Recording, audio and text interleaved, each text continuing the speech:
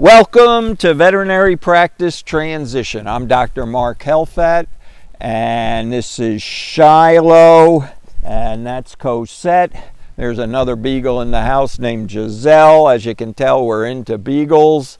And let me tell you a little about myself. I graduated from Cornell in 1977. My math tells me I'm in my 43rd year. I live in Mount Laurel, New Jersey, where I have a small animal practice.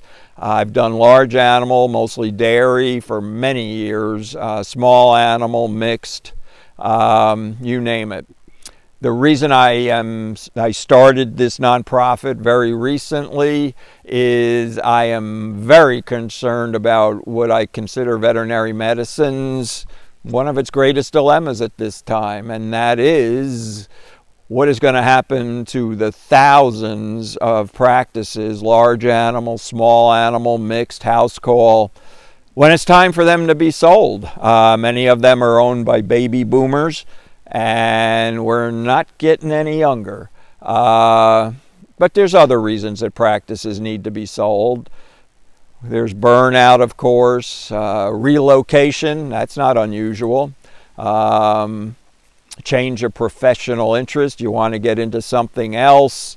And of course, in this day and age, health issues. You could wake up one morning and for one sad reason or another, that practice has to be sold.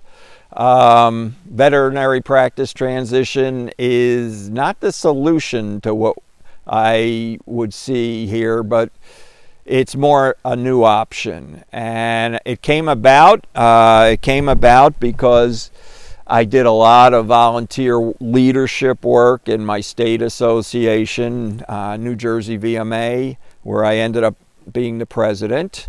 And I moved on to AVMA, where I was in the House of Delegates for many years, and eventually went on to the board of directors, where I ended up being the chair of the board, 2017-18.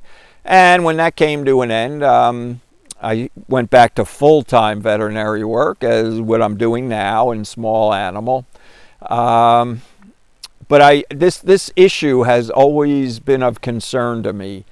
Now, traditionally, to sell your practice, these smaller independent practices, whether large animal or small animal, you usually had an associate or just word of mouth. Word of mouth was all you needed. Not so much anymore. It doesn't seem to be working. You can try advertising, and of course the veterinary broker. The thing about the broker perhaps is that they may not be so interested in the smaller practices, and there's a commission, and whether it's 5% or more, that is a fair chunk of change. So I came up with the nonprofit as a new option, something to be considered, especially when there's a possibility you may end up just closing the doors. That would be a shame. Now, as an aside, I am not even talking about the large practices that the corporations would be interested in. That goes without saying that these practices have no problem selling to the corporation, getting real good money. And in fact, the corporations own in excess of 25% of veterinary medicine at this point, and it's probably going to go much higher than that. I don't think there's any question. So let's get back to the mission of this nonprofit. At AVMA, during all my years, we struggled with many issues, and we did a great job. But this was never on the table. It just doesn't seem, it was never mentioned as what I see almost at crisis stage. These practices can be disappearing, and what a shame that would be. To get to the crux of the problem, it's almost like an equation, which reminds me of the Paul Simon song, Kodachrome. Do you remember that one? When I think back on all the crap I learned in high school, well, that's what we're talking about, algebra. X equals 5y.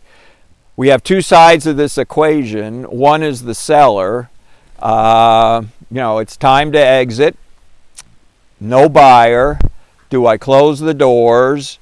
Does the town lose a vet? And I really don't have too many options. On the other side of the equation is the possible buyer, who, let's just refer to them as a younger veterinarian. They got a lot on their plate.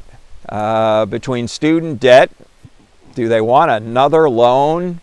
Lifestyles have changed. That's a big consideration. I mean, to own a practice, there's going to be extra hours involved. And with family and all, this is going to be competitive. And here's something that I've noticed a lot of lately, and that is we don't encourage practice ownership. It's just, you read all the articles and everything, and yes, it's talked about, but is it encouraged? I just don't see that encouragement in too many quarters these days, and that's a shame. When I graduated, and for years after even me, it was like almost assumed that everyone would eventually own a practice, because it was encouraged. It was encouraged across the board, and I think that was a great thing. So at this point, let me give a quick pep talk to the recent grads, and by that I mean someone who's been out of school, let's say 5 to 10 years or so, and maybe would have considered practice ownership along the way. I cannot think of a better choice I made in my life than to own my practice. It's really what has brought me to this 43rd year. I honestly would never have made it 43 years if I did not own the practice. So think about that for a while. I have been happy. I have been happy for those 43 years. Independence, I mean, I am my own boss, and that helps you get out of bed in the morning, let me tell you. Yes, it's got its downsides, but I'll be honest with you, as an associate, you're exposed to many of what I would consider employee problems and things. Anyhow, being your own boss is what it's all about. Not to mention, I'm a member of the community. Owning a business is truly a plus. And financial security. I mean, AVMA Economics would tell you, and they have in many of their articles, that one of the best ways to reduce the debt you are in from school is to eventually own a practice. The statistics prove it. Plus, can you imagine being an associate for 30, 35, or 40 years? I'm not sure how much equity you're going to have by the time it's time to cash it in. If you put money away in a retirement account, God bless you, but it's not that common anymore. To own a practice, my Lord, that practice can, presumably would increase in value, and you have something to sell at the end. And that doesn't mention the real estate that probably goes with it. And that makes a big difference. You have an investment, and it's a big investment. Now ownership also gives a sense of pride, I have found. It gives an incentive to practice. There's nothing like continuity, seeing your clients and then their kids come in and friends of theirs come in. And you know what I'm headed towards here is your mental well-being. And our profession, we're really suffering. Our mental health is a struggle. I don't have to tell you that that's what a lot of the articles are about. And I think practice ownership, while it certainly has its headaches, as do a lot of things, practice ownership has really improved my mental well-being. And I'm not afraid to say that either. So VPT is basically a new option for addressing this problem. It is unique. And there's a lot of reasons that I have mentioned for why I think it's so important. If we wait much longer, we're going to lose these practices forever. And in small animal work, it's a shame because it's part of the community. In large animal work, it's part of the community, but the other part is the next vet may be 20 miles away. What a shame that would be. So let me tell you quickly, as much as I can, about how the nonprofit works. I there again go back to the equation. We have to satisfy both sides of the equation, the buyer and the seller, and make it work for them. I want them to be a little excited about, joining, because it's not going to work unless it's appealing to both sides. So for the seller, we have a website where you will find prospective buyers. There's no commission. I mean, I want to make this clear up front. There is no commission. This is strictly a nonprofit. You pay a $595 membership fee. It's a one-time fee. And for this, in addition to the website, you get a practice valuation by a CPA, a legal contract that's already drawn up for you, a background check for any prospective buyers, and basically this is you didn't have anything that would offer you this before. And I want to stress, there's no commission. It's just a one-time fee. For the buyer, you have the website and the contract, but you also have, the way this is structured is it works on the basis of a personal loan. There's no bank, so no more fear of having to submit your forms to see if you can get approved. This is a personal loan between buyer and seller, only 5% down at sale, a very low interest rate, which would be somewhere hovering around the prime rate. The payoff would be 10, 15, or 20 years, and there's no fee at all for the buyer. The only money that changes hands is from the seller. And a word to the sellers. To go ahead with the process, it's really simple. You go on the website and you register, and then you fill out a form about your practice. There are actually some paragraphs there for really describing your practice, and it's good points and points that need to be improved. For the box that gives the practice value, just leave that blank, because we're going to value your practice for you and fill that in later. And there's room for as many photos as you want to put on it. I will say this: once you get on and you start to fill the form out, be aware that you can't go back at a later point and access all that information unless you pay the fee. If you decide to eat dinner in the middle of it, you're going to have to start over. I'm sorry about that. And in terms of payment, you can either use PayPal, but we will take credit cards, MasterCard, Visa, American Express, so you don't have to go with PayPal. In closing, I want to stress that this is not the solution. This is a new option.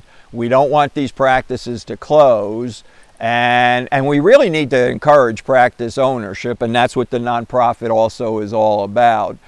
We don't want to lose what makes this profession so unique, which are these small community independent practices.